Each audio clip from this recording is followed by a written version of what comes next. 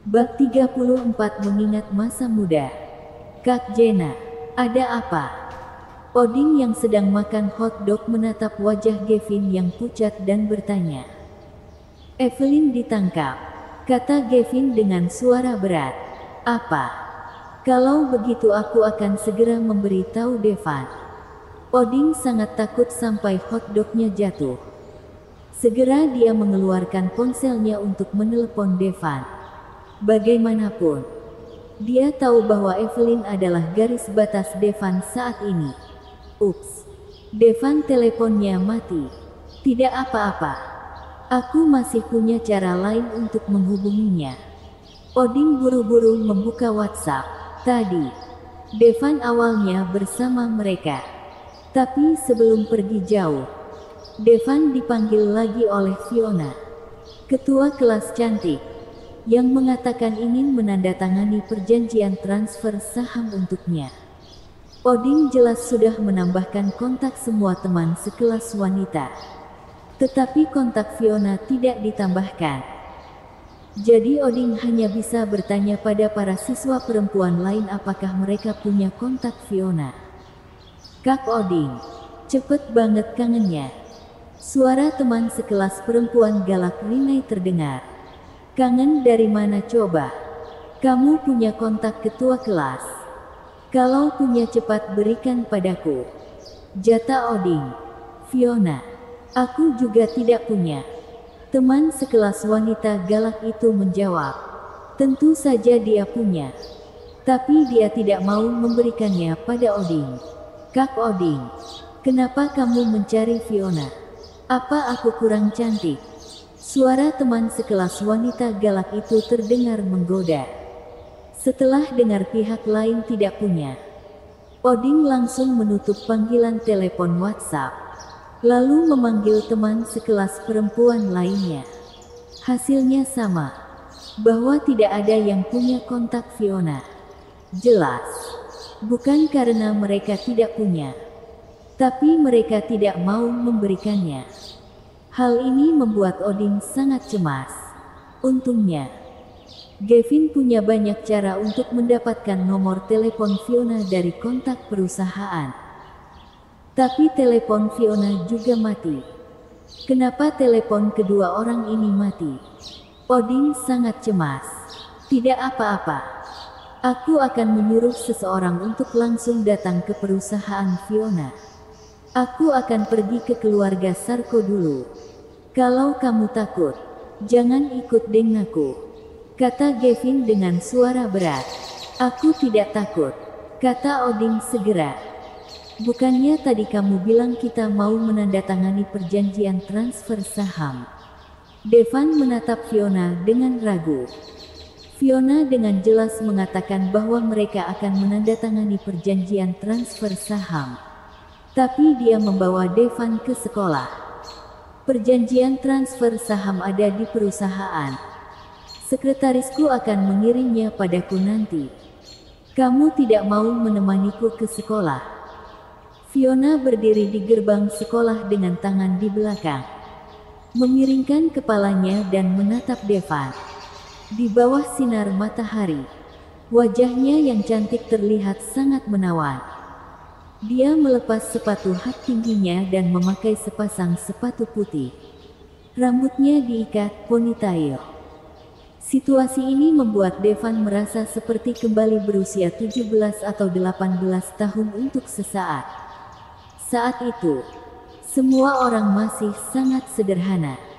Tidak seperti sekarang. Semua orang sibuk mencari keuntungan masing-masing. Terkadang, demi keuntungan belaka, bahkan rela melakukan apapun. Pada saat itu, berpegangan tangan terasa seperti akan berlangsung selamanya. Fiona masih sangat cantik. Sekolahnya juga masih terlihat sama. Hanya ada beberapa bagian yang direnovasi. Tidak ada perubahan yang signifikan. Namun, masa muda sudah sepenuhnya dilewati. Devan mengangguk, mengikuti Fiona, berjalan menuju sekolah bersama. Tapi sekolah sama sekali tidak mengizinkan mereka masuk. Keduanya dihentikan oleh Satepeman. Pak, kami murid di sini. Kami mau masuk ke dalam untuk berkeliling, kata Devan pada Satpam. Murid, coba tunjukkan kartu pelajarmu, kata Satpam dengan mata menyipit. Kami mantan murid di sini. Kalau tidak punya kartu pelajar, kalian tidak boleh masuk. Satpam itu tegas. Oke. Kalau gitu beritahu kepala sekolah kalau aku ingin menyumbangkan 2 miliar untuk sekolah ini. Devan berpikir sejenak dan berkata. Dia berpikir, kalau mau memberikan donasi, pasti boleh masukkan. Bahkan kalau kamu menyumbang 20 miliar, itu tidak ada hubungannya denganku. Keputusanku tetap sama. Kalau mau masuk ke sekolah ini, kamu perlu kartu pelajar atau sertifikat guru. Satpam itu menutup matanya setelah bicara. Seolah-olah dia tidak ingin mempedulikan mereka berdua. Tidak apa, aku punya ide. Fiona menarik Devan pergi. Fiona menarik Devan ke belakang pagar. Lalu berbalik dan berkata kepada Devan, Devan, kita lompat pagar saja masuknya. Ini bukan ide bagus. Devan menelan ludah dan berkata, sekarang kamu bilang bukan ide bagus. Waktu masih sekolah, kamu dan Oding terus lompat dari pagar ini untuk bolos kelas. Kalian tidak pernah dengar nasihatku. Fiona tertawa. Saat itu, aku masih muda dan cuek. Devan menggaruk kepalanya karena malu. Devan, cepat sini. Fiona menepuk pagar, lalu berkata kepada Devan, mau apa? Tentu saja kamu bantu aku naik. Aku seorang gadis. Mana mungkin aku bisa naik pagar setinggi itu? Fiona terlihat sangat bersemangat. Sejak dia masih pelajar, dia sudah jadi gadis yang baik dengan prestasi akademik yang sangat baik dan tidak pernah melakukan hal buruk. Namun dalam masyarakat sekarang, dia sadar bahwa dunia ini tidak sesederhana yang dia kira. Contohnya, partner kerja itu, yang sangat dia percayai, akhirnya mengkhianatinya. Ketua kelas, apakah kamu benar-benar mau masuk? Melihat Fiona ingin mencoba, Devan sedikit terkejut. Ya, Devan, cepat bantu aku naik. Akhirnya, Devan berinisiatif untuk berjongkok dan membiarkan Fiona menginjak pundaknya. Lebih tinggi, lebih tinggi. Oke, aku sudah naik. Devan, aku sudah masuk. Kamu cepat masuk juga. Oke. Tepat ketika Devan memanjat pagar, dia melihat Satpam berlari ke arah mereka berdua dengan pemikul karet. Apa yang kalian lakukan? Oh no. Satpamnya datang. Ayo lari. Fiona menarik tangan Devan. Keduanya berlari dengan cepat. Pemandangan yang familiar mulai terlihat, penuh dengan kenangan. Keduanya sudah lelah berlari. Jadi mereka bersembunyi di balik keranjang bola tenis. Kekuatan fisik Fiona relatif buruk. Dia terengah-engah. Ada butiran keringat halus terlihat di wajahnya. Tapi wajahnya yang cantik penuh dengan kebahagiaan. Ini adalah pertama kalinya dia melakukan sesuatu yang buruk sejak dia masih kecil. Di luar dugaan, itu cukup mengasyikkan. Devan, apakah kamu masih ingat kalau setiap hari sepulang sekolah, kamu dan Oding akan datang untuk mengantarku pulang? Kalian selalu bilang kalau aku ini wanita kalian. Siapapun yang berani mengganggu akan dihajar. Kukira kalian bercanda. Aku tidak pernah berpikir kalau kalian akan benar-benar menghajar orang lain. Aku juga dapat peringatan dari sekolah. Tapi memang setelah itu, tidak ada banyak pria yang mengirim surat cinta lagi. Setidaknya aku jadi lebih tenang. Kamu dan Oding punya hubungan yang sangat baik.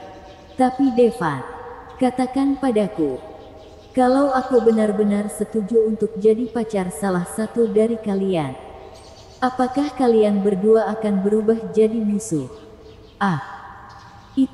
Waktu itu kami berdua hanya main-main untuk bersenang-senang. Aku tidak pernah berpikir untuk bisa mendapatkanmu. Devan menggaruk kepalanya.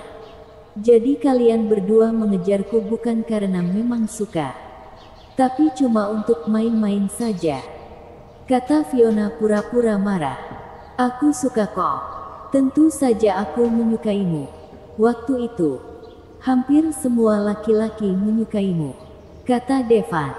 Kalau sekarang, Fiona menoleh dan menatap Devan dengan mata besarnya yang indah. Bersambung.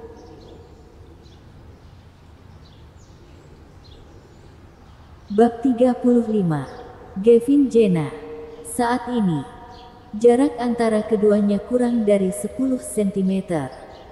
Devan bisa dengan jelas mencium aroma parfum di tubuh Fiona. Baunya tidak terlalu kuat, hanya ada aroma samar seperti melati. Saat masih sekolah dulu, di dalam hatinya ada primadona kelas yang selalu didambakan semua murid. Begitu pula Devan. Terlebih lagi, Fiona bukan hanya primadona kelas, tapi juga primadona sekolah. Devan, apa kamu tahu? Waktu itu, meski aku bilang aku benci kalian dan minta kalian untuk tidak datang menemuiku, tapi dalam hatiku, aku sangat ingin bertemu kalian. Kalian berdua. Kalau suatu saat nanti kalian tidak datang, aku akan merasa ada yang kurang. Awalnya, Fiona ingin mengatakan bahwa dia sangat ingin melihat Devan. Tetapi pada akhirnya yang dia katakan adalah dia ingin melihat Devan dan Odin. Melihat wajah cantik Fiona, Devan kehilangan akal sehatnya sejenak. Suasana jadi sedikit ambigu. Jarak antara keduanya juga jadi semakin dekat. Itu mereka. Tiba-tiba, terdengar teriakan keras. Keduanya ketahuan oleh satpam yang sudah marah. Akhirnya mereka mulai berlari lagi. Pak Satpam, kami benar-benar datang untuk menyumbang. Jangan kejar kami. Kalau terus begini, aku akan menyumbang ke sekolah sebelah. Devan berteriak, namun satpam itu tidak peduli sama sekali. Keluarga Sarko. Torang menarik Evelyn dengan tangannya. Menatap wajah Evelyn. Meskipun kamu buta, tapi masih cukup cantik. Kamu, apa yang akan kamu lakukan? Evelyn dengan paksa membuang wajahnya dari tangan Torang. Priamu itu ganggu adik-adikku. Jadi aku akan ganggumu. Bukankah itu adil? Torang tersenyum jahat. Segera dia berkata pada Torres, bawa dia ke kamarku. Aku akan menikmatinya lebih dulu. Saat Devan datang, akan kubunuh wanitanya di depannya. Dia pasti akan menggila. Torres segera berkata pada bawahannya, kamu dengar apa yang dikatakan Tuan Muda? Bawa dia ke kamar Tuan Muda. Siap. Tuan Muda kedua. Torres. Torang. Kalian akan kubuat menderita. Bahkan kalau aku mati, aku tidak akan melepaskanmu. Evelyn hendak menggigit tangan Torang. Namun, Torang sepertinya sudah menduganya sejak lama. Dia langsung melepas dagu Evelyn. Kalian lepaskan putriku. Kumohon pada kalian. Edward dan April memohon belas kasihan. Sayangnya, Torang sama sekali tidak peduli. Wanita ini juga cantik. Bawa dia ke kamarku juga. Torang menatap wajah menawan April. Dia tersenyum puas. Torang, dasar bajingan. Kuhajar kamu. Edward tidak tahan lagi. Bergegas menuju Torang karena istri dan putrinya akan dilecehkan.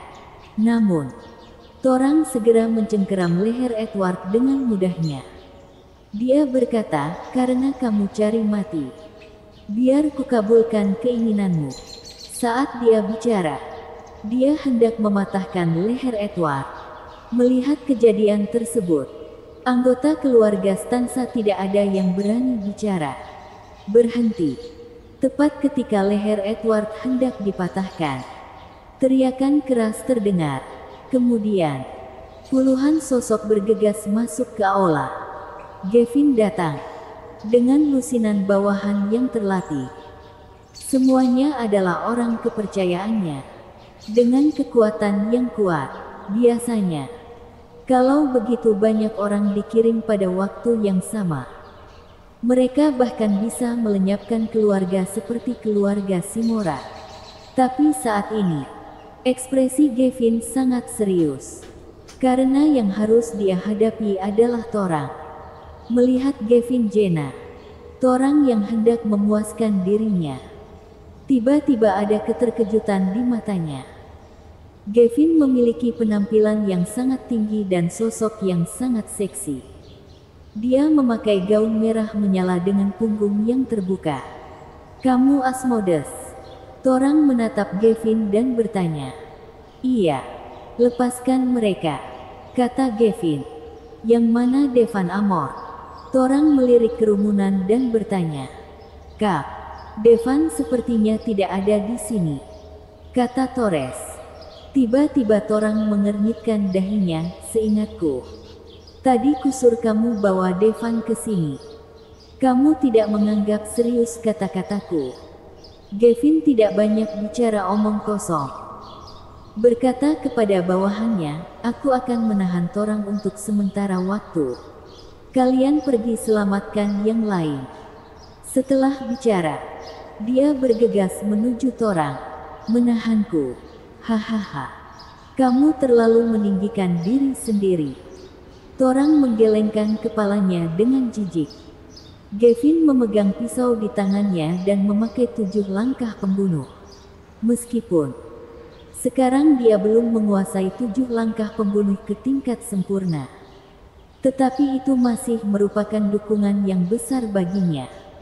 Dengan kekuatannya saat ini, dia setidaknya bisa bersaing Master Legend atas. Pasukan lain juga berkelahi dengan pasukan keluarga Sarko.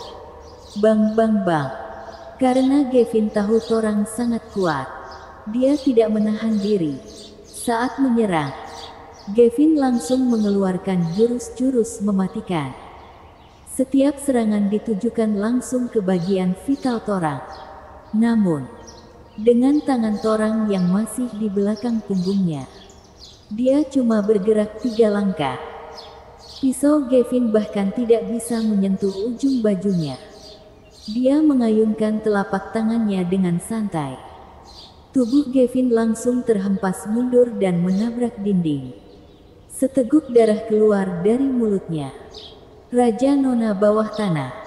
Kupikir sangat kuat, tapi ternyata sangat lemah," kata Torang dengan bangga. Gavin bangkit berdiri perlahan, menyeka darah dari sudut mulutnya. Meski dia tahu Torang pasti sangat kuat, dia tidak menyangka akan sekuat ini. Dia tidak bisa menahan satu serangan pun. Jelas, kekuatan Torang jauh lebih tinggi darinya. Dia adalah master tingkat mitik. Pasukan lain yang dibawa oleh Gavin dihentikan oleh Ramirez. Kekuatan Ramirez sudah di tingkat super tengah. Satu orang bisa menghentikan beberapa orang. Jelas Ramirez lebih unggul. Hanya dalam beberapa menit, semua orang yang dibawa oleh Gavin dikalahkan. "Asmodeus, kekuatanmu dianggap cukup kuat di Doujin. Tapi sayangnya, di depanku tidak ada artinya. Aku akan memberimu kesempatan untuk tetap bertahan hidup. Tetap setia padaku dan jadilah anjingku," kata Torang dengan tangan di belakang punggungnya. "Mimpi saja sana," teriak Gavin sinis. "Jangan buru-buru menjawab. Kuberi waktu untuk memikirkannya." Setelah Torang selesai bicara, dia menghilang. Dia muncul langsung di depan bawahan nomor 1 Gavin. Kina. Tangannya memegang kepala Kina. "Wanita ini pasti bawahan nomor 1-mu," Kan? Torang menyeringai. Kemudian, dia mengerahkan kekuatan di tangannya dengan kuat. Pop! Kepala Kina meledak di tempat, penuh dengan darah. Mayat tanpa kepala itu jatuh begitu saja. Adegan ini mengejutkan semua orang. Inilah Torang, kuat dan kejam. Kina. Tubuh Gavin bergetar hebat saat melihat kepala bawahannya dihancurkan begitu saja. Sekarang, apa kamu sudah memikirkannya baik-baik? Kata Torang. Namun, yang menjawab adalah pisau Gavin. Melihat Gavin masih berani menyerang dirinya sendiri, Torang kesal. Kemudian, tubuhnya melesat seperti aliran cahaya. Bang bang bang. Tinjunya menghantam tubuh Gavin dengan keras. Dari setiap pukulan, Gavin akan memuntahkan seteguk darah. Barulah Gavin sadar bahwa dirinya masih menganggap remeh kekuatan Torang. Torang ini bukan hanya master mitik, bahkan mungkin master mitik atas. Torang mengangkat Gavin tinggi-tinggi dengan kedua tangannya, lalu menghantamnya dengan keras ke arah lututnya. Bersambung.